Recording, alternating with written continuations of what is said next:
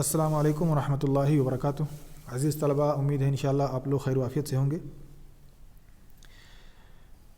आज हम लोग शुरू करेंगे algebraic expressions and identities. Algebraic expression को आप ऑलरेडी पढ़ चुके हैं कई बार, उसको रिपीट भी कर चुके हैं और इस चीज़ को भी जान चुके हैं कि अलजब्रिक एक्सप्रेशन में कितनी चीज़ें होती हैं। उसमें टर्म होता है, टर्म किन से मिलकर के बना होता है। ऐसे ही एक्सप्रेशन जो होता है अलजब्रिक एक्सप्रेशन, उसके कितने अक़साम होते हैं। एक टर्म से मिलकर के बनता है तो उसको क्या कहते हैं, दो टर्म से, तीन टर्म से, एक से ज़्यादा टर्म से बनता है तो उसको क्या कहते हैं, पॉलिनोमियल क्या कहते हैं, किसे कहते हैं। इन सारी चीज़ों को हम ऑलरेडी पढ़ चुके हैं। इसी चीज़ को फिर से हम रिवाइज़ के तौर पे पढ़ेंगे और फिर उसी से मुताल्लिक़ मज़ीद चीज़ों को पढ़ने की कोशिश करेंगे। तो अलजब्रिक एक्सप्रेशन एंड आइडेंटिटीज़ में हम सबसे पहले ये पढ़ते हैं कि अलजब्रिक एक्सप्रेशन होता क्या है। बहुत सारे बच्चे हो सकता है नए हों और उन्होंने ना पढ़ा हो, तो बुनियादी तौर पे हम उसको समझते हुए चलते हैं। तो एक्सप्रेशन होता क्या है, हमने देखा था कि एक्सप्रेशन जो होता है वो कई टर्म को मिला करके बनाया जाता है। एक टर्म भी हो सकता है, एक से ज़्यादा भी टर्म हो सकता है। तो एक्सप्रेशन, अलजब्रिक एक्सप्रेशन, जैसे हमने उसमें एक होता है वेरिएबल और दूसरा होता है कांस्टेंट। जैसे x + 5, ये बहुत सिंपल है। अब इसमें देखिए हमारे पास है एक x है और दूसरा है हमारे पास 5। x को हम क्या कहते हैं, वेरिएबल कहते हैं, और 5 को क्या कहते हैं, कांस्टेंट।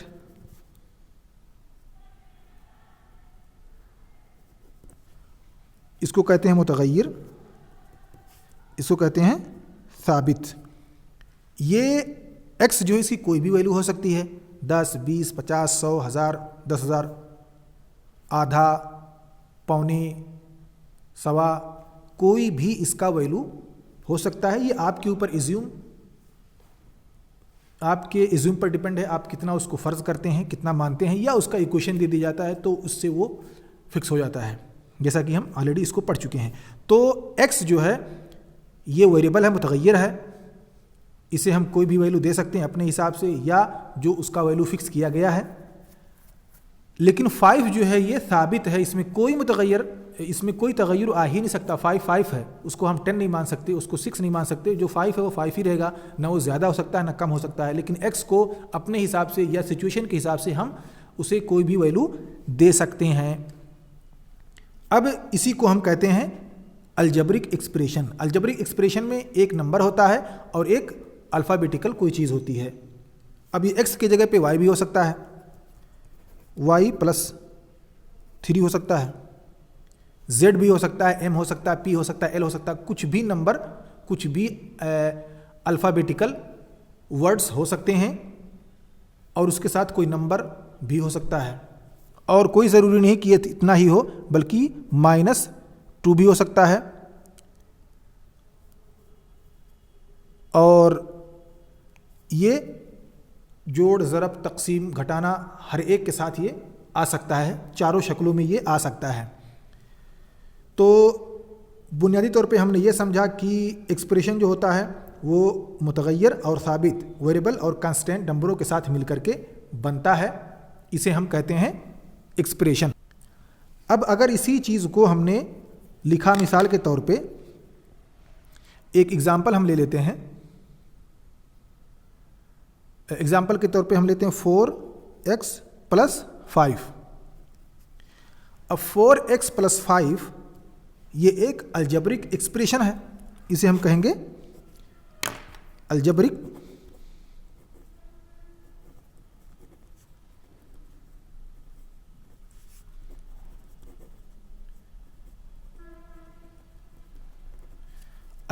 एक्सप्रेशन। अब ये अलजब्रिक एक्सप्रेशन जो है वो किन से मिलकर के बना है, टर्मों से मिलकर के बना है। तो ये एक टर्म हुआ और ये दूसरा टर्म, तो दो टर्मों से मिलकर के जो बना है उसे हम कहते हैं टर्म्स। अब ये टर्म जो है इसमें 4x में भी अकेला नहीं है बल्कि इसके साथ 2 हैं, तो ये हो गए फैक्टर। ये टर्म जो बना है ये फैक्टर से मिलकर के बनता है। यहां पे हो गया 4 और ये हो गया x। अगर y होता तो हम y कह देते, तो गोया कि ये हो गया 4xy। तो ये हो गया टर्म। टर्म मिलकर के बनता है किनसे? फैक्टर से। ये कहलाएंगे सारे के सारे फैक्टर्स यानी अज्जा।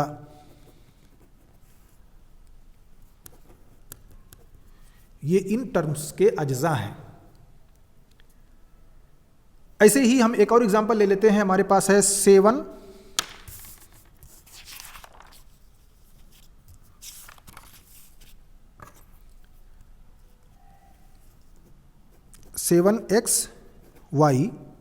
Minus 5x। अब यहां देखें, ये भी एक टर्म है, ये भी एक टर्म है, दोनों टर्मों से मिलकर के एक एक्सप्रेशन बना है।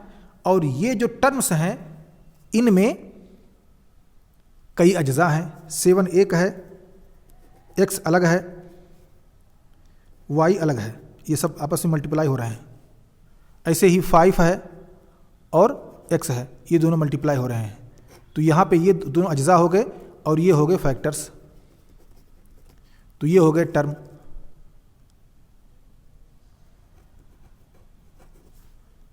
तो यहाँ पे देखा, एक टर्म ये हुआ, एक ये, 2 ये, 3 और एक ये, 2 ये। तो इस तरह से दूसरी चीज़ों से यानी अल्फ़ाबेटिकल और नंबरों से, न्यूमेरिकल और अल्फ़ाबेटिकल दोनों से मिल करके जो टर्म बना है यही उसके फैक्टर्स होते हैं। इसे आम तौर पे, अब यहाँ पे देखें आप 7 है, ये टर्म जो से इस टर्म में जो 7 है इसे हम कोफिशिएंट कहते हैं। इसे क्या कहते हैं? कोफिशिएंट। अब मान लीजिए 7xy है, अब यहाँ पे 7 जो है ये xy का कोफिशिएंट है। इसे 7 को न्यूमेरिकल कोफिशिएंट या सिंपली अंदाज में, सिंपल में इसको जनरल ऐसे कोफिशिएंट कहते हैं। Coefficient, COEFFICIENT, coefficient. अगर एक और एग्जांपल लेते हैं, मान लीजिए 5x² माइनस 2 है। अब यहाँ देखिए, यहाँ स्क्वायर भी आ गया है और स्क्वायर को हम इस तरह के एक्सप्रेशन को ऑलरेडी हम पढ़ चुके हैं और जानते हैं। तो यहाँ पे देखिए 5 जो है वो क्या है? कोफिशिएंट है। कोएफिशिएंट, ये कोफिशिएंट है। ये x जो है ये वेरिएबल है, लेकिन ये वेरिएबल किस फॉर्म में है? ये पावर में है, 2 पावर है, ये यानी स्क्वायर है। तो x को हम कह देंगे ये वेरिएबल है। अब ये 2 हो जाएगा, ये कांस्टेंट हो गया, कांस्टेंट नंबर।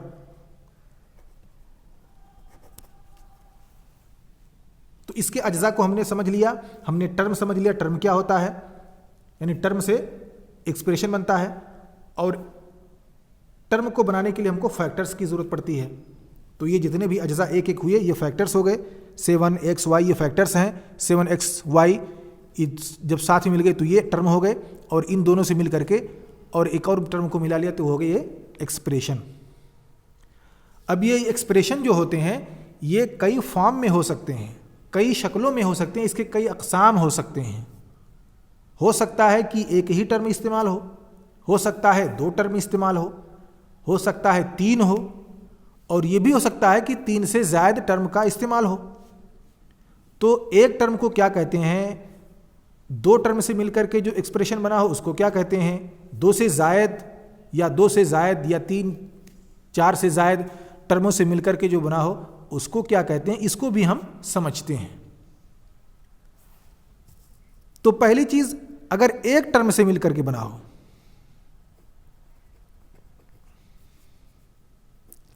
तो उसे हम क्या कहते हैं? मोनोमियल।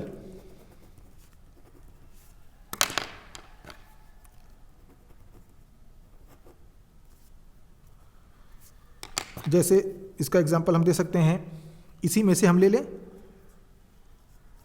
यहां पे टर्म था -5x, अब देखिए ये एक ही टर्म है, दो टर्म इसमें नहीं है, ठीक है। कोई भी दूसरा था इसमें से 7x y, ये एक ही टर्म है, एक टर्म ये हुआ, एक टर्म ये हुआ। एक ही टर्म से जो बना होता है उसे हम कहते हैं मोनोमियल। और अगर दो टर्म हो तो उसे हम क्या कहते हैं, बायनोमियल।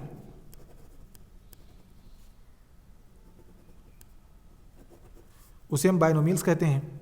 अब इसका एग्जाम्पल है, जैसे हमने मान लिया a हो गया प्लस b, ऐसे ही 2x माइनस 3, इसमें दो है, एक ये और एक ये, b प्लस 3 कर दिया, या x स्क्वायर माइनस 1 कर दिया। इसमें भी देखें दो है, एक ये अलग अलग टर्म में मिलकर बने हैं। एक टर्म ये हो गया, एक ये, एक टर्म ये हो गया, एक ये, एक ये, एक ये, इस तरह से दो टर्म इसमें मिले हुए हैं। अब अगर तीन टर्म से मिलकर के बना हो तो उसे क्या कहते हैं, उसे कहते हैं ट्रिनोमियल या ट्राइनोमियल, TRI। अब तीन टर्मों से आप उसमें तीन टर्म जोड़ सकते हैं। जैसे हमारे पास यही टर्म था 7, हम उसी को कर लेते हैं 7x y माइनस 5x, ये दो हो गया, ये हो गया अभी तक बाइनोमियल। लेकिन हम इसमें एक और जोड़ देंगे, प्लस कर देंगे, मान लीजिए x कर दिया, तो हो गया ट्राइनोमियल्स। अब और एक और होता है, उसे हम कहते हैं पॉलिनोमियल्स। पॉलिनोमियल्स में ये होता है कि उसमें एक से जायद, वन और मोर टर्म्स, एक हो या एक से ज्यादा हो, लेकिन उसकी कुछ कंडीशंस हैं। हम हर एक्सप्रेशन को पॉलिनोमियल नहीं कह सकते, उसके कुछ कंडीशंस हैं। अगर ये कंडीशंस फुलफिल होते हैं, ये कंडीशंस पूरे होते हैं, तो हम कहेंगे कि हाँ ये जो एक्सप्रेशन है ये पॉलिनोमियल्स है। और अगर पूरे नहीं होते हैं तो हम उसे पॉलिनोमियल नहीं कह सकते। तो वो कौन से टर्म्स और कंडीशंस हैं, वो कौन से शुरूत हैं और ज़वाबित हैं जिनकी बुनियाद पर हम किसी भी तरह के अलजेब्रिक एक्सप्रेशन को पॉलिनोमियल कह सकते हैं। POLYNOMIAL।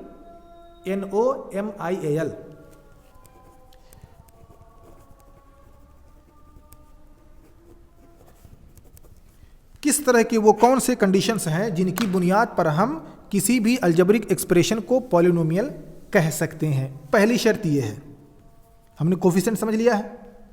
पहली शर्त यह है कि नॉन जीरो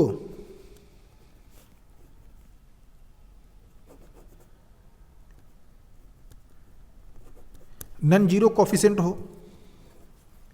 उसके साथ जैसे यहां पे 7xy है तो ये जीरो नहीं होना चाहिए, 0xy नहीं होना चाहिए, पहली शर्त। ठीक है, जो भी जिस वेरिएबल के साथ भी हो उसके साथ जीरो ना हो, क्योंकि जैसे जीरो होगा तो वो वेरिएबल का कोई माना ही नहीं रह जाता।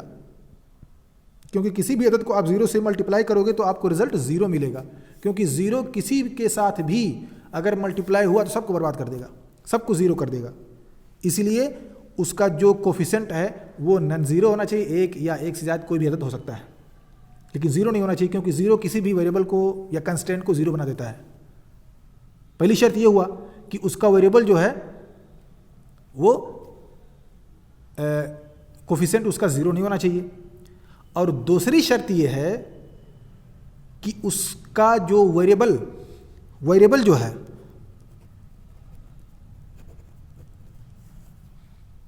उसका वेरिएबल जो है उसके जो पावर्स हों, चाहे वो क्यूब हो या स्क्वायर हो, उसका जो पावर्स है वो माइनस ना हो, निगेटिव इंटेजर्स ना हो। यानी वेरिएबल जो है having non negative exponent. Non zero का मतलब ये नन जीरो कोफिशिएंट का मतलब ये हुआ कि 0x(y) ऐसी शक्ल ना हो, कोई भी नंबर हो, 7 हो सकता है, 2 हो सकता है, xy इस तरह लिखा हो, और उसका जो वेरिएबल है उस पर जो पावर है वो माइनस में ना हो। इसका मतलब जैसे कि x² हो, अब अगर वो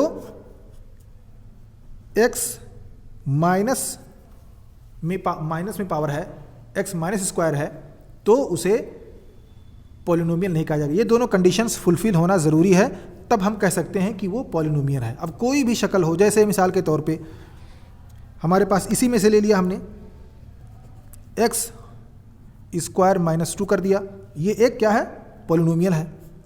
दूसरा एग्जाम्पल हमको ले सकते हैं कोई भी बड़ा से बड़ा अदद, जैसे x³ - 2 इस x + x², ऐसे भी कोई भी नंबर आप लिख सकते हैं, अनलिमिटेड टर्म्स उसमें जोड़ सकते हैं, लेकिन शर्त ये है कि उसका जो कोफिशिएंट हो वो नॉन ज़ीरो हो, और दूसरी शर्त ये है कि उसका जो पावर हो वो निगेटिव ना हो, बल्कि वो पॉजिटिव इंटीजर्स हो। ये दोनों शर्त अगर हैं, पूरी होती हैं, तो उसे हम पॉलिनोमियल कहते हैं। तो बुनियादी तौर पे हमने समझा कि एक्सप्रेशन क्या होता है। ये एक्सप्रेशन कई टर्मों से मिलकर के बनता है। एक टर्म भी हो सकता है, उसको कौन सा नाम दिया जाता है? जब एक टर्म होता है तो उसको मोनोमियल कहते हैं, 2 टर्म होता है तो उसको बाइनोमियल, 3 हो जाए तो ट्राइनोमियल हम कहते हैं। और ये जो टर्म होते हैं ये कई फैक्टर से मिलकर बनते हैं। उसमें अगर वो फैक्टर नंबर है तो उसे हम कोफिशिएंट कहते हैं। और हमने ये भी समझा कि अगर कोई भी एक्सप्रेशन, चाहे वो एक टर्म पर डिपेंड हो या एक से ज़ायद पर, एक या एक से ज़ायद टर्म वाला अगर 2 कंडीशनों को फुलफिल करता है तो हम उसे पॉलिनोमियल कहते हैं। पहली शर्त ये कि उसके साथ नॉन ज़ीरो कोफिशिएंट हो, कोई भी नंबर हो, ज़ीरो ना हो, और दूसरी शर्त ये है कि उसका जो पावर हो वो नेगेटिव ना हो। ये दोनों शर्तें पूरी होती हैं तो हम किसी भी एक्सप्रेशन को पॉलिनोमियल कह सकते हैं। तो अब आगे के दर्सों में इंशाल्लाह हम पढ़ेंगे आगे इसी ताल्लुक़ से, अलजेब्रिक एक्सप्रेशन ही के ताल्लुक़ से मज़ीद बातों को, और फिर आगे चल करके उसका हम एग्जाम्पल और एक्सरसाइज भी करेंगे इंशाल्लाह।